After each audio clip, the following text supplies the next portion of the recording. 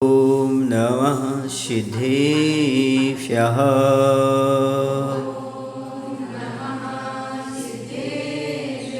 ॐ नमः सिद्धेभ्यः। जीवमजीवं दौं जिनवरवसहेण जेन निदिष्टं देवेन्द्रविन्दवन्नं वन्दे तं सौवदा शिरसा, वन्दे तं सौवदा शिरसा। बोले देवादेव श्री महावीर भगवान की, आचार्य नेमिचंद महाराज की, आचार्य गुरुदेव श्री विद्यासागर जी महाराज की, आचार्य समय सागर जी महाराज की।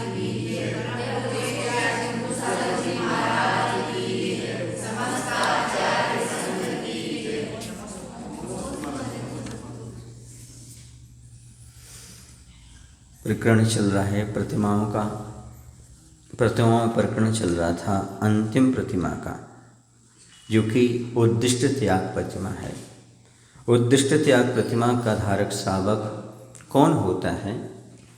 पूर्व प्रतिमाओं का निर्दोष पालन करते हुए जो घर को छोड़कर मुनिवन अर्थात मुनियों की समूह में जाकर के गुरु के पास व्रतों को ग्रहण करके तप करता हुआ भिक्षावृत्ति से भोजन करता है, और कोपीन माने लंगोट तथा खंड वस्त्र को धारण करने वाला 11वीं प्रतिमा उद्दिष्ट त्याग प्रतिमा धारक सावक हुआ करता है।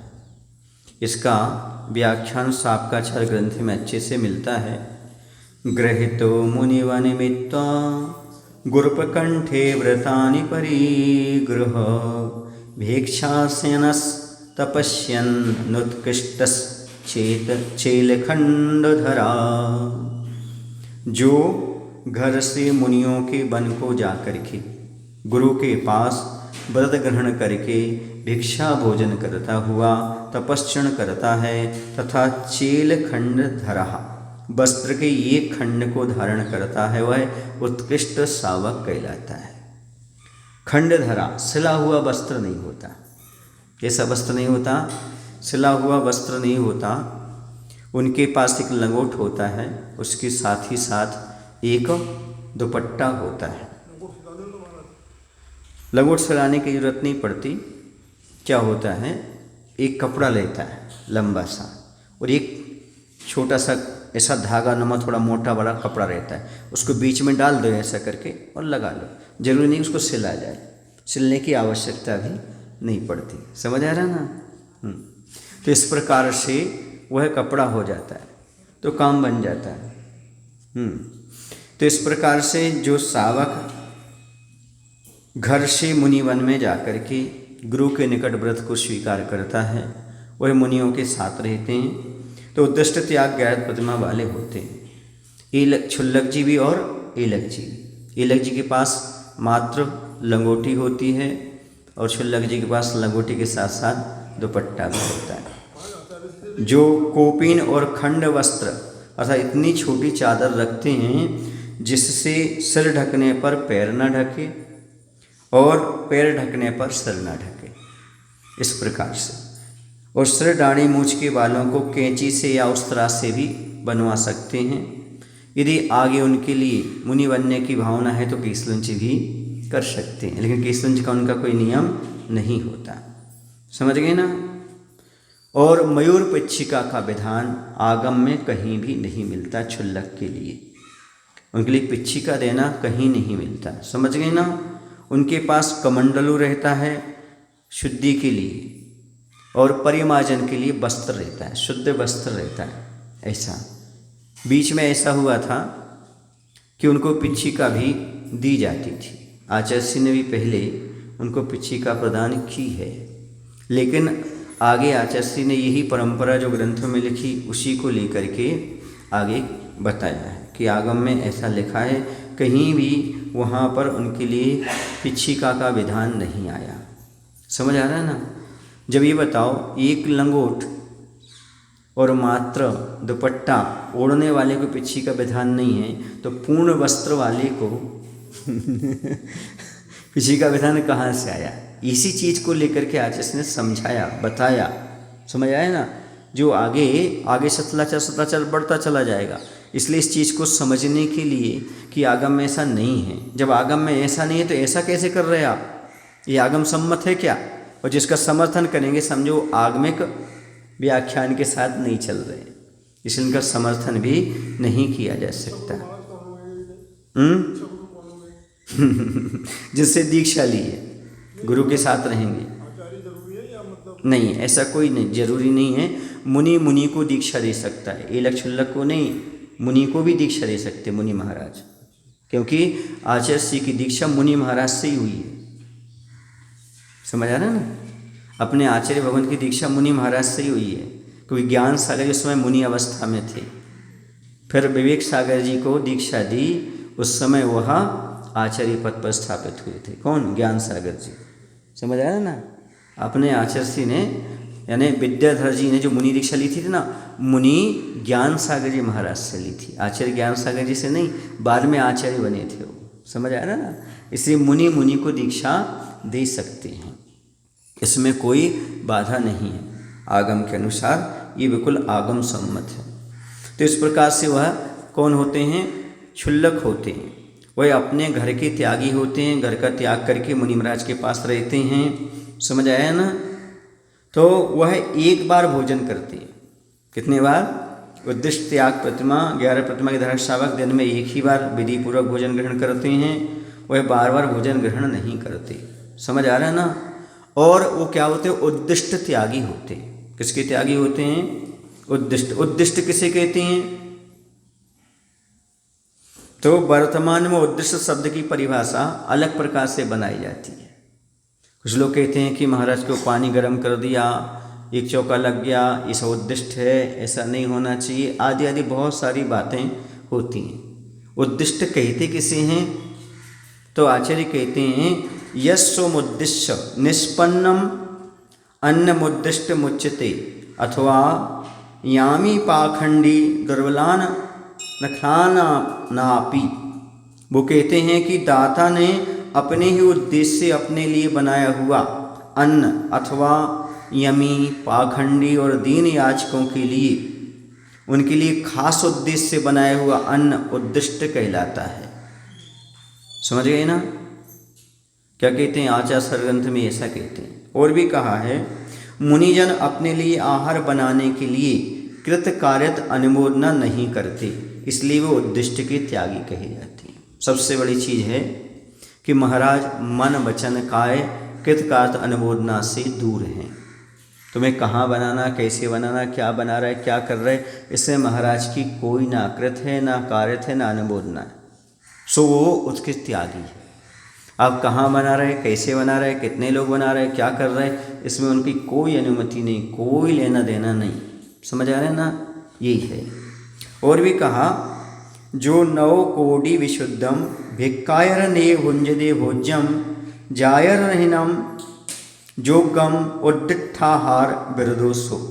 जो सावक भिक्षाचरण के द्वारा बिना याचना की 9 कोटि से शुद्ध योग आहार को ग्रहण करता है, वह उद्दिष्ट आहार का त्यागी होता है। कात्कानुपेक्षा में ऐसा आचार्य बताते हैं। और ये बताया है सो निर्मितम तथायेन कार्यतनुमता कृतः नाहारो गृहते पुंसाः त्यक्तोद्दिष्ट सा भन्यते। आपको नहीं मिलेगा उन ग्रंथों में, जो आप खोज रहे हैं ना, उसमें नहीं मिलेगा। ये जो है ना, हम आपको सुभाषित रत्न संदोह ग्रंथ में लिखा उसको बताया, पहले आचार सारा वाला बताया, प्रश्नोत्तर रत्नमालिका वाला बताया, पर कात्कानुपेक्षा वाला उद्धरण आपके सामने रखा। तो अभी हम सुभाषित रत्न संदोह श्लोक का दे रहे हैं। उसमें लिखा है जो महान दिव्य आत्मा अपने मन वचन काय और कृतकार्य अनुमोदना से अपने लिए उद्देश्य कर स्वयं करवाए गए आहार या बनवाए गए आहार को ग्रहण नहीं करता, वह उद्दिष्ट त्यागी कहा जाता है। समझ गए ना? जो ना स्वयं की गई है, ना दूसरों से कराई गई और ना मन से जिसकी अनुमोदना की है, ऐसे आहार को विधि पूर्वक ग्रहण करने वाले योगियों का तप पुष्ट होता है। ऐसा पद्म पुराण ग्रंथ में लिखा हुआ है। और भी मूलाचार ग्रंथ में लिखा है कि गृहस्थों के द्वारा जो नाग आदि देवों के उद्देश्य अथवा पाखंडियों के या दीनहीन मनुष्यों के उद्देश्य जो आहार तैयार करते हैं, ऐसे आहार को लेना उद्देश्य दोष कहलाता है। आपने दूसरे को उद्देश्य बनाया है और किसको दे रहे हैं, फिर वो महाराज को दे रहे हो। समझ आ रहा है ना, अन्य पाखंडियों के लिए बनाया है तो वही भी आपके लिए उद्दिष्ट वाला कहलाएगा। इस प्रकार से और भी कहा, दाता ने स्वयं भोगने के लिए अपने संकल्प से बनाया हुआ ये मैं खाऊंगा, इस उद्देश्य से गृहस्थ ने भोजन बनाया, अथवा किसी खास मुनि के लिए मैं फलाने महाराज को आहार बनाऊंगा, नाम लेकर के। बहुत सारे महाराज हैं, एक महाराज का नाम ले लिया, कौन महाराज के लिए हम ये भोजन बना रहे हैं, उनके लिए कर रहे हैं। अथवा पाखंडी परिव्राजक और दीन याचकों के संकल्प से बनाए हुआ अन्न उद्दिष्ट दोषपूर्ण है। जैसे आपने नियम सागर जी महाराज के नाम से बनाया, क्या बनाया कि नियम सागर जी महाराज के लिए है, और आपने ऋषभ सागर जी महाराज को कराया। समझ गए ना। तो ये क्या हो गया, ये अन्य मुनियों को या उद्दिष्ट त्यागियों को प्रदान करे तो ये उद्दिष्ट है। समझ गए ना, क्योंकि वो उनके उद्देश्य का था, हमने इनको दिया। इसलिए किसी महाराज के उद्देश्य से भोजन नहीं बनाना चाहिए। समझ आ रहा है ना, वरना वह उद्दिष्ट कहलाएगा। फिर महाराज कैसे बनाए, हम तो शुद्ध भोजन बना रहे हैं, अतिथि समयाग व्रत करेंगे, सीधी सी बात है, महाराज का बड़गान करेंगे, ऐसा करके ये तो आपका बनेगा, बाकी नहीं बनने वाला। समझ आया ना। अब पात्रदान के लिए निमित्त से तैयार किया आहार यदि साधु ग्रहण करे तो उद्दिष्ट लगेगा कि नहीं, कि हमने तो मात्र दान के लिए बनाया है पात्रदान को और महाराज ग्रहण करते दोष लगेगा कि नहीं लगेगा। तो उद्दिष्ट त्यागी अपने लिए स्वयं मन वचन और काय कृतकार्य अनुमोदना से आहार बनाने के लिए किसी भी सावक को प्रेरणा नहीं करता, न कहता है, ना कहकर बनवाते हैं, ना अनुमोदना करते। इस कारण से सावक द्वारा पात्र के निमित्त से तैयार किए गए आहार को उद्दिष्ट त्यागी ग्रहण करता है, उसे उद्दिष्ट का दोष नहीं लगता, क्योंकि उसने किसी से कहा नहीं। समझ आया ना। महाराज पूर्ण रूप से इससे दूर हैं। अब तुम किस उद्देश्य बना रहे हो, और निश्चित है यदि ऐसा नहीं मानोगे तो ये बताओ, आपसे पूछना चाहता हूँ कि पहले जब चतुर्थ काल में महाराज आते थे, है ना, तब भी महाराज तो प्रासों की पानी लेते होंगे, बोलो ना भाई, प्रासों की सब्जी लेते होंगे, फल लेते होंगे, तो वो किसके लिए करता होगा, क्योंकि वो तो स्वयं प्रासों पानी पीता नहीं होगा। राजा महाराजा हैं, गृहस्थ हैं, पहले स्वयं तो कोई प्रासों पानी पीते नहीं थे, बोलो, कभी प्रासों फल सब्जी खाते नहीं थे, है ना। तो उनके लिए वो तो करेंगे ही, वो उसके बिना कैसे करेंगे, पात्रदान कैसे करेंगे, कुएं का पानी लाएंगे, छानेंगे, ये करेंगे, प्राशुक करेंगे, तभी तो देंगे। जैसे 700 महाराज थे, कितने थे, तो क्या 700 घर के सारे लोग प्राशुक पानी पीते थे क्या उस समय, विष्णु कुमार मुनिराज के समय, बोलो पूरे घर के क्या प्राशुक पानी पीते थे क्या? ऐसा आगम में कहीं नहीं मिलता, है ना। आगम पढ़ के बात किया करो, आगम में ऐसा कहीं नहीं मिलता कि वो सारे ग्रस्त वो प्राशुक पानी ही पीते थे, सारे के सारे पंचम प्रतिमा से ऊपर के थे, ऐसे कहीं आगम में उल्लेख नहीं मिलता। तो उन्हें पानी तो गर्म करना पड़ेगा कि नहीं करना पड़ेगा, बोलो, करना पड़ेगा। उनके लिए आपके फल वगैरह प्राशुक करना पड़ेंगे कि नहीं करना पड़ेंगे। अच्छा ये बताऊँ आपको, सुनो। अब जब महाराज का उपसर्ग हो रहा था 700 मुनिराजों पर, तो उनके गले में धुआं गया, अग्नि गई, तो खरास आ गया, तो क्या बनवाई गई, क्या बनाई श्रावक ने, खीर। खीर के माध्यम से गला साफ हो जाए, बोलो ना, बनाई खीर स्पेशल। खीर का आहार हुआ कि नहीं हुआ था, फिर वो उद्दिष्ट हो गया क्या? बस महाराज ने नहीं कहा, किसने नहीं कहा, महाराज ने नहीं कहा तुम खीर बनाओ चाहे कुछ भी बनाओ, महाराज कहें तो महाराज को दोष लगे। ना महाराज ने कहा, ना अनुमोदना की, तो सब घर में खीर क्यों बनी थी? क्योंकि महाराज के गले में खराश आ गई थी, सब महाराजा को तो चलाई गई थी। समझ आया ना। यदि ऐसा कहोगे फिर औषधि भी नहीं चला सकते। क्यों पूछो? यदि किसी महाराज का कोई रोग है तो पहले उसके घर में आदमी को रोग होना चाहिए, फिर औषधि तैयार करेगा अपने लिए, फिर महाराज को देगा, फिर उसका खुद खाएगा। बोलो ना भाई, हैं? तो कुछ बातें ऐसी हैं जो एकदम उसके लिए बढ़ा चढ़ा करके नहीं समझा जाता। जो आगम में जितना लिखा है उतना ही अपन अपने मन से ना बोलें, उतना ही बोलें जितना आगम में लिखा हुआ है। समझ आया ना? हाँ, क्यों? क्योंकि यदि ऐसा मानोगे तो फिर होटल का सबसे अच्छा है, होटल में किसी के निमित्त का नहीं बनता। इसको लेकर, हाँ बुरा नहीं मानना, इसको लेकर के अन्य लोग ऐसे ही कर रहे हैं। होटल का है, किसी भी है, ना कौम ना जात, सबके यहाँ जाकर के मांगने लगते हैं। जैनों में ही कह रहा हूँ मैं, नाम नहीं खोल रहा हूँ, समझदार हो। समझ में आया ना? तो वो उद्दिष्ट त्याग के इस प्रकार की परंपरा चलाने लगे। तो ऐसी परंपरा चलाएंगे क्या? न भक्ष का ख्याल, न अभक्ष का ख्याल, न कहीं भी जाकर के ले लो, कर लो, गोचरी कर लो, ऐसा थोड़ी होता है। बल्कि वहाँ पर गृहस्थ तो कुछ ना कुछ बनाएगा। समझ आया ना? एक बार आचार्य से पूछा, आचार्य जी, अच्छे सुनना आप लोग, आचार्य से पूछा, इसी द्रव्य संग्रह की कक्षा के अंतर्गत पूछा कि आचार्य जी क्या औसत दान उद्दिष्ट कहलाएगा? क्योंकि औषधि तो उन महाराज को जो रोग है उन्हीं के निमित्त तैयार की जाएगी और किसी के निमित्त तो की नहीं जाएगी, तो उद्दिष्ट कहलाएगी क्या? तो आचार्य ने जवाब दिया, औषधि आहार नहीं है। औषधि आहार नहीं है, औषधि दान अलग है, आहार दान अलग है। यदि औषधि आहार होती तो उद्दिष्ट में आती, वो औषधि दान कहलाता है, वो तो उन्हीं महाराज को दिया जाएगा जिनको जैसा रोग, वो उद्दिष्ट में नहीं आ सकता। समझ आ रहा है ना? क्योंकि वो उन्हीं के निमित्त होगी। वरना पहले किसी व्यक्ति को रोग पैदा करो, है ना?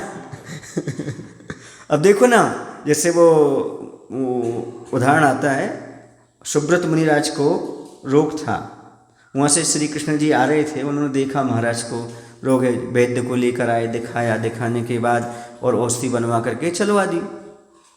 क्या हो गई? चलवा दी, चल गई, और उनको तीर्थंकर प्रकृति का बंद हो गया, महाराज का रोग ठीक हो गया। यदि वो उद्दिष्ट थी तो तीर्थंकर प्रकृति बंद कैसे होता, और महाराज का रोग कैसे ठीक होता, और निर्दोष कैसे चर्या होती?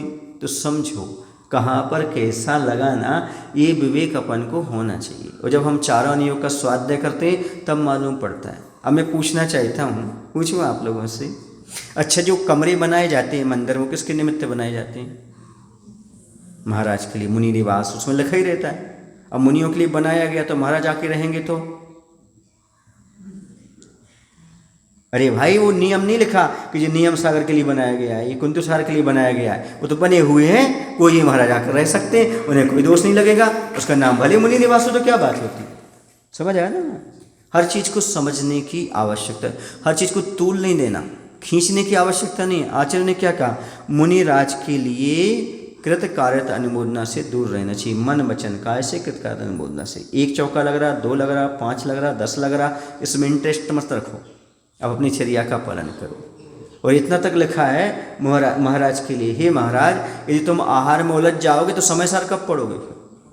तो इसी में उलझे रहोगे, कौन के यहाँ बन रहा है, क्या बन रहा है, कैसा हो रहा है, कहाँ लगा, कैसा नहीं लगा, उनको ऐसा नहीं करना चाहिए। तो फिर अपना समय सार का ध्यान कब करोगे आप? आत्मा का ध्यान कर, इसी में उलझे रहोगे फिर। समझ आ रहा है ना? बस 40 दोष टाल करके 32 अंतराय को ध्यान में रखते हुए अंगार और धूम नाम के इस प्रकार के दोष मत लगाएं और आहारचर्या करें। अब आप पूछें अंगार और धूम क्या कहलाता है? आचार्य हमेशा कहते हैं अंगार और धूम दोष से बचो। मतलब क्या, इसका अर्थ क्या हुआ? अतिग्रद्धता से भोजन मत करो, है ना? और दूसरी चीज़, बाद में निंदा मत करो, स्तुति मत करो। अरे आज उनके यहाँ बहुत अच्छा आहार बना था, उन्होंने बहुत अच्छे से कराया, ऐसा। और किसी का नहीं मिला तो अरे उनका तो आहार बनाने नहीं आता, उनको तो ऐसा नहीं आता, ऐसी आलोचना करने मत बैठो। समझ आ रहा है ना? इन दोषों से बचो, इन दोषों से अपन बचते नहीं हैं और फिर और बड़ी बड़ी बातें करना शुरू कर देते हैं। और सबसे अच्छा यदि आपके लिए ऐसा है ना, फिर चौकी में जाके बैठ जाओ और देखो कौन कैसी बना रहा है, छोड़ दो स्वाध्याय। हाँ, वो शुद्ध बना रहा है कि नहीं बना रहा है, कैसे कर रहा है, पानी सही छान रहा कि नहीं, अग्नि जला रहा कि नहीं, फिर वहीं जाके आहार करो, उद्दिष्ट नहीं कहलाएगा क्या? तो ये सब फालतू की बातें करने से कोई मायना नहीं है। समझो उद्दिष्ट त्याग का अर्थ क्या है। अपना मन वचन काय कृत कार्यत अनुमोदना नहीं होना चाहिए, बस सीधी सी बात है। और आगम के अनुकूल जैसा बताया वैसा हमें शुद्ध भोजन पानी ग्रहण करना है ना। इस समाज की व्यवस्था है, गृहस्थ का कर्तव्य वो किस रूप में कर रहा, कैसा कर रहा, बस अपन को जो बताया है उसमें दोष मत लगाइएगा, अपना काम करिए। और श्रावक अपना समीचीन स्वाध्याय करके वो समझे उसका क्या कर्तव्य है, किस प्रकार से करना, कैसे नहीं करना। समझ आ रहा ना? ये करेंगे तो अपने लिए कहीं भी विडंबना खड़ी नहीं होती। आइए समझ में, बोलो ना। यदि दाता के दान कर्तव्य को उद्दिष्ट मान लिया जाए तो फिर अतिथि समविभाग व्रत और दान का अभाव हो जाएगा। समझ गए? और अनेक प्रकार के दूषण प्राप्त होंगे, इसमें मुनिचर्या का ही अभाव हो जाएगा। इसे जो लोग कहते हैं कि चतुर्काल में चौका लगते हैं, ये उद्दिष्ट है, ऐसा नहीं। क्यों नहीं है? तो उस समय भी गृहस्थ जो है ना सब कुछ खाता था। ऐसा नहीं कि उस समय सब चीज़ का त्यागी होता था। वो उस समय कंदमूल खाता था, उस समय भी सारी चीज़ें, ऐसा नहीं कि उसका सारा त्याग था। सब त्यागी नहीं थे। उस काल में भी नरक गए, ऐसा मत समझना कि श्रावक उस काल में नरक नहीं गए और महाराज नहीं गए, इसी काल में होने वाले हैं। सब जगह सब प्रकार के जीव मिलते हैं, है ना। मिथ्या दृष्टि भी, सम्यक दृष्टि भी, सब प्रकार के। समझ आ रहा है आपको? ये बात अलग है कि गृहीत मिथ्या दृष्टि नहीं, लेकिन अगृहीत मिथ्या दृष्टि तो रहेंगे, वो कहाँ जाएंगे? वो थोड़ी काल कभी खत्म होगा, अभव्यों से भी कभी खत्म नहीं होगी ये सृष्टि। ये सारी चीज़ें समझो, आए समझ में? तो इन सारे ग्रंथों के रेफरेंस पढ़ने के बाद मालूम पड़ता है कि वास्तव में जो आज अपन ने उद्दिष्ट की परिभाषा बना दी है वो ऐसी नहीं है, उसको समझो। और इसलिए थोड़ा सा आपको बताना पड़ता है ताकि आप सथलाचार ना लाएं। अरे भाई हम ऐसा कर लेते, ये बना लेते, महाराज जी ये अच्छे से ले लेंगे, ऐसा कर लेंगे, ऐसा करके नहीं बनाना, है ना। होता है ना, महाराज ने ये चीज़ कल अच्छे से ली थी, आज अपन बना लेते हैं, ये महाराज जी को उद्देश्य करके हो गई।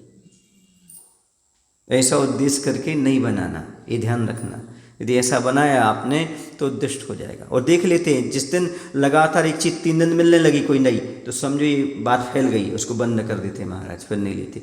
महाराज कल तो आपने अच्छे से लिया था, हाँ इसलिए अब सब बात पकड़ में आ गई ना, हाँ पकड़ में आ गई, इसलिए शुरू हो गई। महाराज बहुत समझदार होते हैं, वही तो महाराज होते हैं। हाँ गृहस्थ भले मझधार में हो, पर महाराज मझधार में नहीं होते, महाराज समझदारी से काम कर लेते, है ना, ऐसा होता है। बेनाडा जी थे उस समय संघ में, उन समय वो पड़गान करते थे, तो हमारे यहाँ आचर्या उनके यहाँ संपन्न हुई बेनाडा जी के यहाँ। तो क्या हुआ, जैसे हम आहार ले रहे थे तो नीचे जो पात्र हो ना, पात्र में एक मक्खी चली गई नीचे, है ना। तो इशारा किया उठाओ, उन्होंने उठाया, उठा करके उन्होंने सीधे बाहर ले गए, वो हमें दिखाया नहीं, हम बैठ गए। बोले महाराज जी वो तो जीवित थी, जीवित थी, जीवित थी। क्योंकि पात्र में भी नीचे मक्खी चली जाए, कोई जीव खत्म हो जाए तो भी अंतराय, समझ आया ना। तो वो फिर बाद में आहार के बाद पूछते हैं, महाराज जी वो मक्खी तो ठीक थी, आप बैठ के गए। हमने कहा बेनाडा जी इतना तो हम भी समझदार हैं, यदि वो ठीक थी तो आपने दिखाई क्यों नहीं, आपको दिखाना थी। बोले महाराज जी अब समझ में आया, महाराज बनने के बाद कितना दिमाग लगाना पड़ता यदि थी तो आपने दिखाई क्यों नहीं, दिखाते ही हिल रही है, ये हो रहा है, ऐसा आप लेके सीधे वहाँ क्यों लेके गए, समझ आ रहा है आपको। तो ये उस समय माइंड काम करना चाहिए, आप क्या कर रहे हैं, कैसे कर रहे हैं, कैसे। अब जैसे कोई चीज़ आप पीछे ले गए, पीछे क्यों ले गए, कोई ना कोई रीज़न है, अब वो चीज़ नहीं लेंगे, आप पीछे क्यों ले गए, नहीं तो रीज़न दिखाओ आप। क्योंकि आप सोचते सामान कहाँ ले जाते, सामान पीछे क्यों ले जाते हो, कुछ ना कुछ गड़बड़ी है उसमें, इसलिए अब वो सामान नहीं लेंगे हम। क्यों, शक भी हो गई, नहीं भी है शक हो गई अंदर तो नहीं, या तो फिर सामने से निकालो वो जो चीज़ है, हमें दिखाओ क्या चीज़ है, समझ आ रहा है ना आपको। हाँ तो ये समझदारी होना चाहिए। फिर उसके बाद जैसे आप कोई सामग्री शोध रहे हैं, क्या कर रहे हैं, शोध रहे हैं, इसी तो हम ये कहते थाली बाजू में रखा करो, ग्रास की शोधन करते समय पीछे आप क्या कर लेते मालूम नहीं पड़ता, है ना। पीछे से उठा करके ग्रास पेश करते ना, तो यहाँ बाजू में थाली रखो, यहाँ शोधन करो, ताकि मालूम पड़े आप कर क्या रहे हो। थोड़ा सा ऐसी दृष्टि तो जाती है, कौन सी थाली पेश हो गई, कौन सी चीज़ अलग हो गई, क्या हो गया, सब मालूम पड़ता है। और ध्यान रखना, आप लोगों का विवेक बता दूं आपको, विवेक कितना रखना, यदि कोई सामग्री में बाल आदि जीव आदि निकलता है तो उस सामग्री को पीछे कर देना चाहिए, फिर महाराज के पास नहीं लाना चाहिए, समझ आया ना। वो सामग्री अशुद्ध हो गई, फिर अशुद्ध सामग्री चलाओगे तो आपको दोष लगेगा, समझ गए। जैसे कोई सामग्री शोध रहे आप, उसमें क्या आ गया, बाल आ गया, तो सामग्री को पूरी ही अलग कर दो, आप दूसरी चीज़ चलाओ, समझ आ रहा। हाँ दोषपूर्ण कार्य नहीं करना, ये आपको बता दे रहे हैं। हो सकता है आपको जानकारी ना हो तो कोई बात नहीं, कुछ नए लोग हैं तो जानकारी आपको हो जाएगी, और होगी तो डबल आप तैयार कर लेना उसके लिए, समझ गए। अगली बात है जो अन्न की सामग्री होती, अन्न समझते हो ना, दाल भात रोटी वगैरह जो होती है, उसके लिए लगातार एक लाइन में 7 घर हों तो आप ले जा सकते हो, समझ गए ना। यदि बीच में नाली है, आपको पार करना पड़ रहा है, तो आप नहीं ले जा सकते, समझ आ रहा है। आप खजूर ले जा सकते हैं, आप मूंगफली ले जा सकते हैं, सूखा सामान ले जा सकते हैं, लेकिन कच्चा सामान आप 7 घर से ज़्यादा नहीं ले जा सकते। ले जा सकते हो तो फिर महाराज को मालूम पड़ेगा तो उनको प्रायश्चित लेना पड़ेगा, है ना। एक बार हुआ था, मैंने प्रायश्चित लिया था। आहार हमारा शांति नगर में हुआ था। मुझे सब ज्ञान रहता है, बाद में सब ज्ञान हो जाता है, पहले शुरू में मालूम नहीं पड़े था, सारी बात हो जाती, समझ गए ना। तो सामने वाले ने भी आके प्रायश्चित लिया था, ऐसी बात नहीं है, समझदार थे वो, मजबूरी उनको करना पड़ा था उस समय, तो लिया था उन्होंने, समझ रहे ना। तो मेरा कहने का तात्पर्य है कि कभी भी इसका ध्यान रखना, डोली वगैरह लेकर के, जो क्या कहलाती, डोलची डोलची कहलाती ना, वो लेकर के जाना, ये अच्छा नहीं। समझ आ रहा है ना, क्यों अच्छा नहीं? क्योंकि उसमें आपका कच्चा सामान है, पक्का सामान है, कोई विवेक नहीं रखती। तो उस समय ध्यान रखना चाहिए, 7 घर से ज़्यादा कच्चा सामान आपका रसोई नहीं जाना चाहिए, वो भी एक ही लाइन में हो, और वो भी नाली ना पार करना पड़ती हो, तो गली चली गल रास्ते से चली हुई वस्तु नहीं चलाना, चले तरह शादी नहीं चलाना, समझ आ रहा ना। ये आपके लिए विवेक सावक को रखना चाहिए, क्योंकि महाराज तो समय अपने शोधन में लगे रहते हैं, तो फिर भी पूछ लेते हैं कहाँ से आया। इसी तो कहा है, सारी सामग्री चौके में थाली में दिखाना चाहिए, ताकि मालूम पड़े कौन सी चीज़ बाहर से आई है और कौन सी चौके की है। ये थाली दिखाने का क्रम क्यों? इसलिए ताकि मालूम पड़े कहाँ से बाहर आया, कहाँ से अच्छा, समझ आया ना। भले महाराज एक चौके में आहार करके आते हैं, कम से कम इन दोष से तो बचते हैं। किन दोष से? गली से ले जा रहे हैं, यहाँ जा रहे हैं महाराज, यहाँ जा रहे हैं, वहाँ जा रहे हैं, यहाँ पड़क रहे हैं, वहाँ पड़क रहे हैं, वो सामग्री यहाँ ढो रहे हैं, वहाँ जा रहे हैं, फिर गर्म पानी करके ला रहे हैं, फिर ऐसा कर रहे हैं, समझ आ रहा ना। मैं भी ग्रस्त रहा हूँ ना, मैं भी ब्रह्मचारी रहा हूँ, सब देखा है मैंने, देखा है जैसे कैसा होता है, मुझे मालूम है। इसलिए महाराज बनने के बाद इससे सब सावधानी रखते हैं, कहाँ क्या हो रहा है, कौन आ रहा है, कौन सा खाली हाथ आ रहा है, कि कौन सी सामग्री ला रहा है, कैसे। कई बार तो पूछ लेते क्या लाए, हाँ, वरना वहाँ रख दो, बाद में मालूम ना पड़े कौन सी चीज़ है, तो ये देखना पड़ता है। तो थोड़ा सा, अब इतना ज़्यादा खोजने लगेंगे तो फिर आहार कब करेंगे, लेकिन थोड़ा सा फिर भी उस समय निगरानी रखना पड़ती, ताकि हमें आगम के अनुसार चलिया मिले, दोष ना लगे, समझ आ रहा ना। उद्दिष्ट त्याग का अर्थ ये नहीं है कि आप हाथ धो लिया तो गड़बड़ हो गया। कई लोगों ने ये अनुमान लगा लिया उसका, जैन दिगंबर को छोड़ करके अन्यत क्या परंपरा चला ली, यदि कोई व्यक्ति गंदे हाथ है, कुछ भी कर रहा तो हाथ नहीं धोएगा, हमें गोचरी दे। ये कौन सी चर्या है बताओ? बोले नहीं, हाथ धोया तो उद्दिष्ट हो गया। ऐसी जो परंपराएं चल रही हैं वो ठीक नहीं। उद्दिष्ट त्याग को न समझ पाने के कारण बहुत सारी विकृतियां पैदा हो रही हैं, जिससे अभक्ष भी चल रहा है। तो इसलिए इस चीज़ को समझने की आवश्यकता है। आप लोग दिगंबर जैन हैं, इसलिए आपको अच्छी तरह से समझा रहे हैं। उद्दिष्ट त्याग का अर्थ अनर्थ नहीं लेना, मन वचन काय कृत करत अनुमोदना के जो त्यागी मुनिराज हैं उनको कोई उद्दिष्ट का दोष नहीं लगता। उन्होंने भोजन पानी की किसी प्रकार से कोई अनुमोदना नहीं की है। समझ आ रहा है ना। कुछ लोग आकर पूछते महाराज जी कुछ सुधार करना है, महाराज जी कोई नई चीज़ जोड़ना है, हंस दिया करते हैं। क्या करते हैं? हंस देते हैं। समझ आ रहा है ना। कि महाराज का कोई मन वचन काय कृत कर्म उसमें नहीं रहेगी। जैसा आएगा अच्छा है, नहीं आएगा ठीक है। गर्तपूर्ण क्रिया है, गड्ढे को जैसे तैसे भरना है सो भरना है। समझ आ रहा है ना। इस प्रकार का अब तुम ये बदल दो, तुम ऐसा कर दो, वैसा कर दो। उपदेश नहीं, बैठकर उपदेश भी नहीं देते कि नहीं ऐसा बनाओ, ऐसा करो, वैसा करो। हाँ गलत है तो टोक देते, ये गलत नहीं होना चाहिए, ऐसा नहीं होना चाहिए। बाकी उस प्रकार के कोई उपदेश नहीं देते, क्योंकि वो क्या है, उद्दिष्ट त्यागी कहलाते हैं। कौन से त्यागी हैं? उद्दिष्ट त्यागी। निमंत्रण से नहीं जाएंगे। महाराज कल हमारे यहाँ चौका लग रहा है, आप आ जाना। समझ आ रहा ना। ये उद्दिष्ट हो गया। यदि महाराज चले गए तो महाराज को भी दोष लगेगा। समझ आ रहा ना। और किसी के यहाँ कोई घर का उद्घाटन हो रहा है और पहले दिन वो महाराज के आहार कराना चाहते हैं, तो भी महाराज को मालूम पड़ेगा आहार करने नहीं जाएंगे। पहले आप भोजन बनाइए, वहाँ स्वयं करिएगा, फिर महाराज को कराइएगा, वरना उद्घाटन में नहीं जा सकते किसी के घर में। समझ आ रहा है आपको? हाँ, कि उद्घाटन करोगे तो महाराज नहीं जाएंगे, क्योंकि उसमें कौन से कार्य होंगे जीवन भर, और महाराज क्या करेंगे? उसका उद्घाटन करेंगे। इसलिए पहले आप भोजन कर लीजिएगा, उसके बाद। ऐसे हुआ था, हम अशोकनगर में थे, एक नया मकान बना था, तो वहाँ पर उन्होंने पड़गान कर लिया। वहाँ गए, देखा तो वहाँ तो कुछ दिख ही नहीं रहा था घर में। हमने कहा ये क्या है? बोले महाराज जी आज उद्घाटन है। उठ करके आ गए हम। समझ आ रहा है कि नहीं? क्योंकि उद्घाटन नहीं, महाराज के द्वारा गृह कार्यों के उद्घाटन नहीं हुआ करते। समझ आ रहा? पहले वहाँ पर भोजन पानी कर लें, लोग बना लें, खा लें, पी लें, फिर उसके बाद महाराज के आहार होते हैं। तो उद्दिष्ट त्याग की बहुत बड़ी सीमा है, इसको समझने की आवश्यकता है। तो क्षुल्लक जी जो होते हैं उद्दिष्ट त्यागी हो जाते हैं, ईलक जी भी उद्दिष्ट त्यागी हो जाते हैं। ईलक जी की क्या विशेषता होती है? जो खंड वस्त्र अर्थात कोपीन, लंगोट, मात्र रखते हैं। दाढ़ी मूंछ और सर और बालों को लुंजन करते हैं। ईलक जी क्या करते हैं? लुंजन करते हैं। और उनके पास मयूर पिच्छिका होती है, कमंडलू आदि उपकरण होता है। और मुनियों के समान ही अपने हाथ बना करके हाथ रूपी कर पात्र में वह क्या करते हैं? शावक के यहाँ आहार ग्रहण करते हैं बैठ करके ही। वो क्या कहलाते? ईलक जी कहलाते हैं। मैंने बहुत सारे प्रथमा योग के ग्रंथ पढ़े, उसमें क्षुल्लक जी का व्याख्यान तो मिलता पर ईलक जी का व्याख्यान नहीं मिलता। आचार्य से पूछा तो आचार्य ने कहा उस साधना की दृष्टि से बनाया गया। इसकी दृष्टि से अब आगे मुनि बनना है तो उस दृष्टि से ऐसा बनाया गया है। समझ रहे हैं? तो इस प्रकार का है। तो आया समझ में? क्या समझ में आ गया आपको कि इस प्रकार से उद्दिष्ट के त्यागी ईलक क्षुल्लक हुआ करते हैं। और मुनिराज तो प्रतिमाधारी नहीं, उद्दिष्ट के त्यागी महाराज होते हैं। ये प्रतिमाओं का प्रकरण चल रहा है, इसलिए प्रतिमा में कहा गया है। ठीक है। अब इसके बाद कहते हैं ये प्रतिमाधारी शावक के भेद बताए। भेद 3 प्रकार के हो जाते हैं, उत्तम, मध्यम और जघन्य। समझ गए? उत्तम। हाँ, तो जघन्य श्रावक कौन है?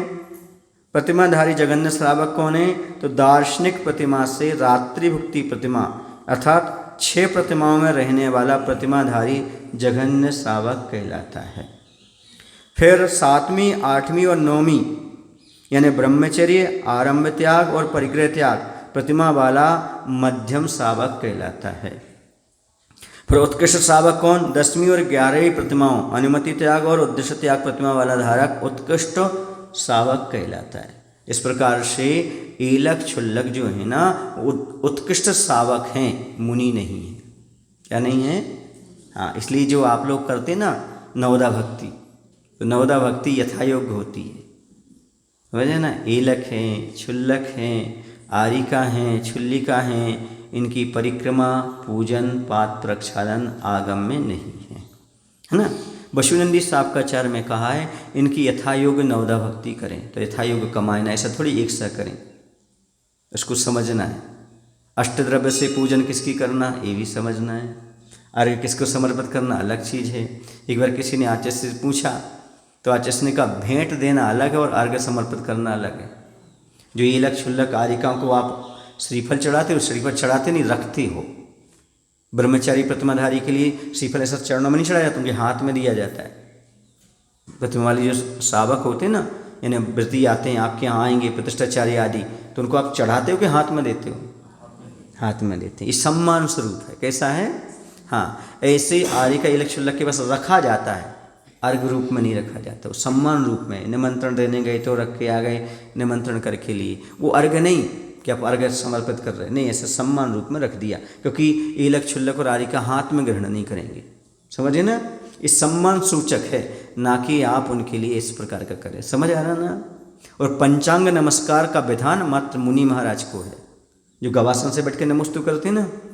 हाँ, ये मात्र मुनि महाराज को और भगवान और जिनवाणी माता को, बाकी गवासन से बैठने का कहीं भी नमस्कार करने का नहीं है। इच्छाकार, क्या बोलते हैं? इच्छाकार, ऐसा व्याख्यान आगम में है। समझ आ रहा? अब लेकिन आप लोग सबको एक सी धोख देते हो, एक से नमस्कार करते हो, एक सा कार्य करते हो। हमारे साथ एक क्षुल्लक जी थे, वहाँ कुरवाई में भोरा सा एक क्षेत्र है, वहाँ पर पूज्य विनीत सागर जी और चंद्रप्रभु सागर जी का आगमन हुआ। हम लोगों ने वहाँ अगवानी की। अगवानी के बाद क्या हुआ कि हम लोग बैठे थे, तीनों महाराज बैठे थे, हम और क्षुल्लक जी हमारे साथ जो थे वो भी बैठे थे। तो लोगों ने आकर के नमस्कार किया गवासन से, क्षुल्लक जी को भी करने लगे, तो महाराज ने रोक दिया, सुनो, क्षुल्लक के लिए गवासन से नमस्कार नहीं करते, इच्छाकार। खड़े खड़े क्या बोलते हैं? इच्छाकार। समझ आ रहा है? मैं आप जैसे बनने की इच्छा करता हूँ, वो नमस्कार नहीं है, इच्छा का, इच्छा कर रहे हैं हम आप जैसे बनने की। समझ आ रहा ना? अब देखो आजकल पूरे वस्त्र वालों को धोख दे रहे लोग, इसलिए कह रहा हूँ मैं, जो आगम की बात है वो थोड़ी थोड़ी मैं खोल रहा हूँ, आपको बता रहा हूँ। पूरे वस्त्र में है, हाथ में क्या है?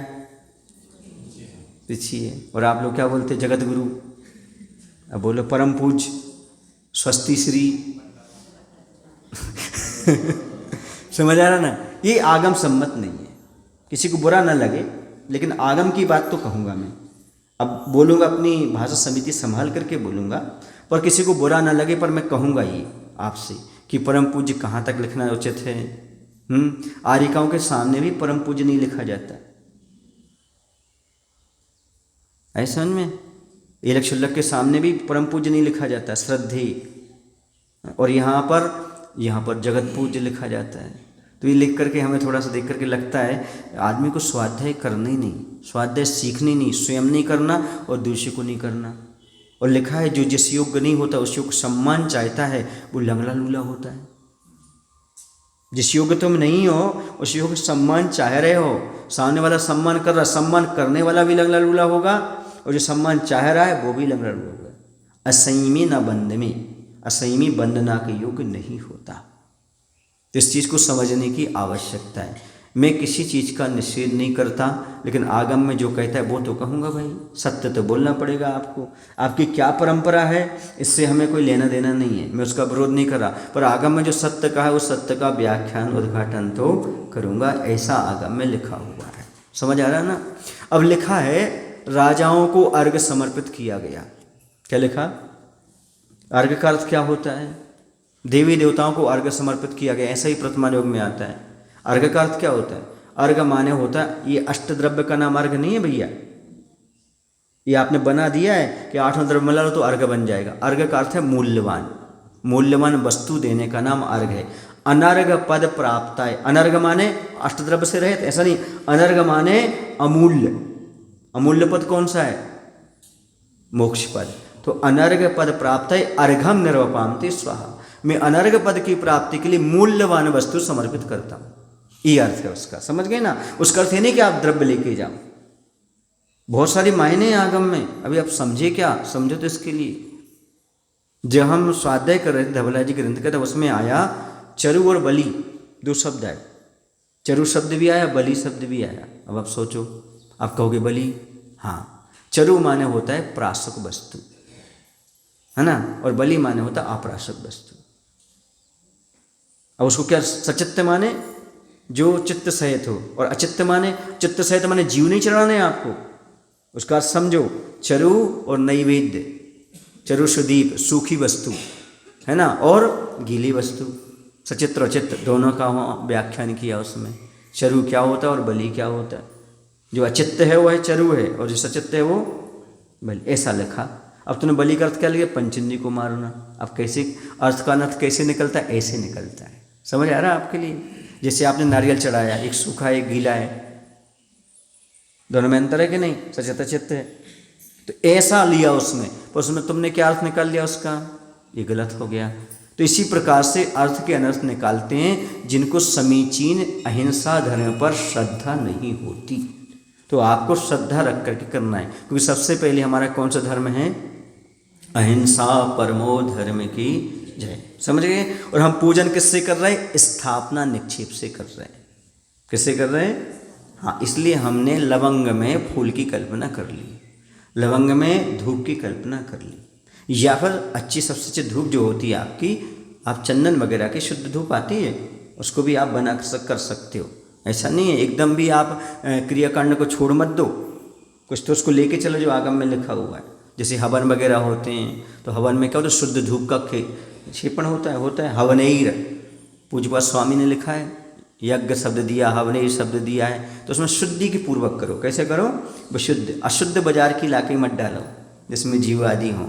आप चंदन वगैरह की बना करके अच्छे से केसर के बन के कर सकते हो, सारा कार्य कर सकते हो। समझ आ रहा है ना। तो कहने का तात्पर्य, कुछ चीज़ें अपन विकृति लोग पैदा हो जाती हैं, कुछ अपन एकदम गौण कर देते हैं। नहीं, गौण भी नहीं करना और विकृति भी पैदा नहीं करना। समीचीन मार्ग को लेकर के चलोगे तो आपका सही धर्म का पालन हो जाएगा।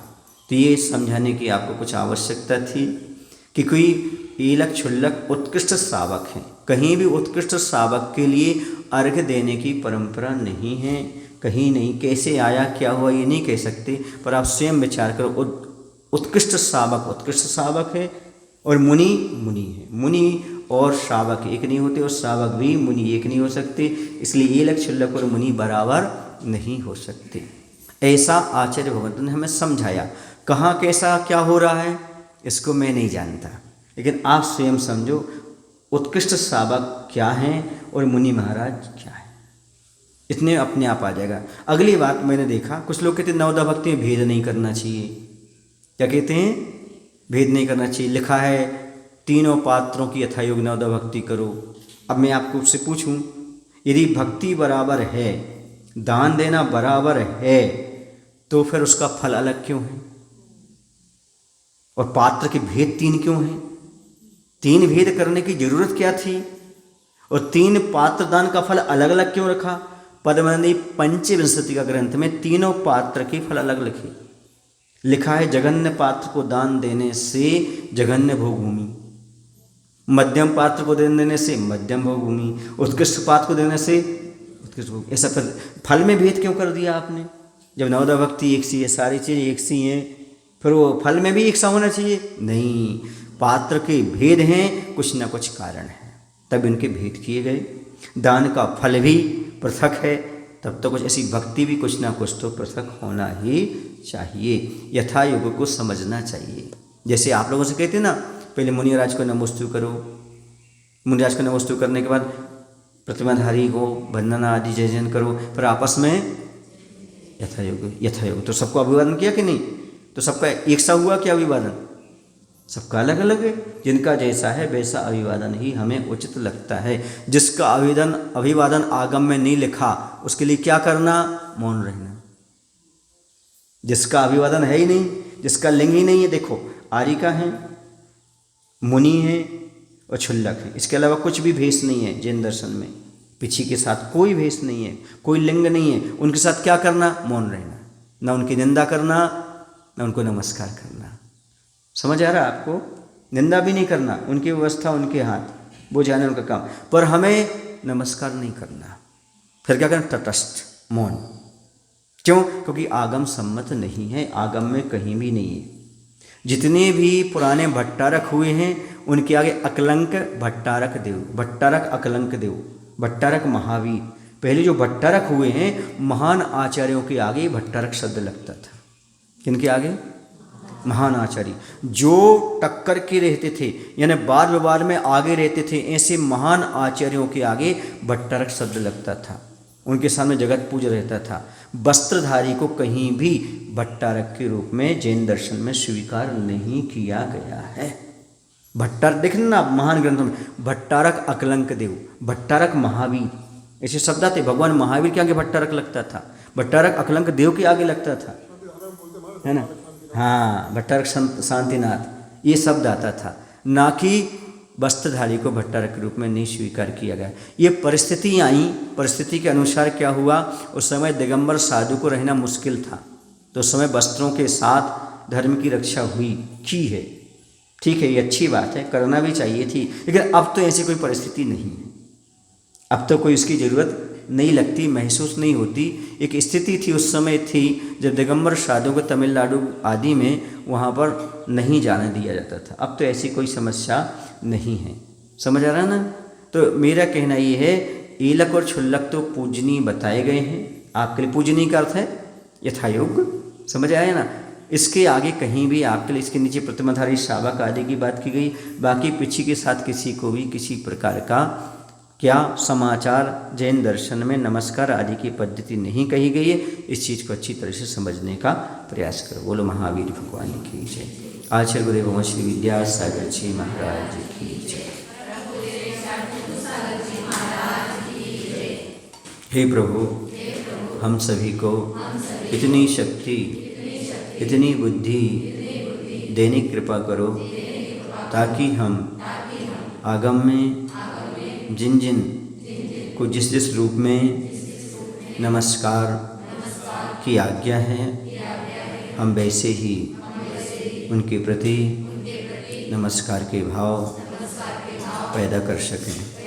हे प्रभु, और कभी भी हम किसी का भी तिरस्कार ना करें, ऐसी बुद्धि शक्ति देने की कृपा करो।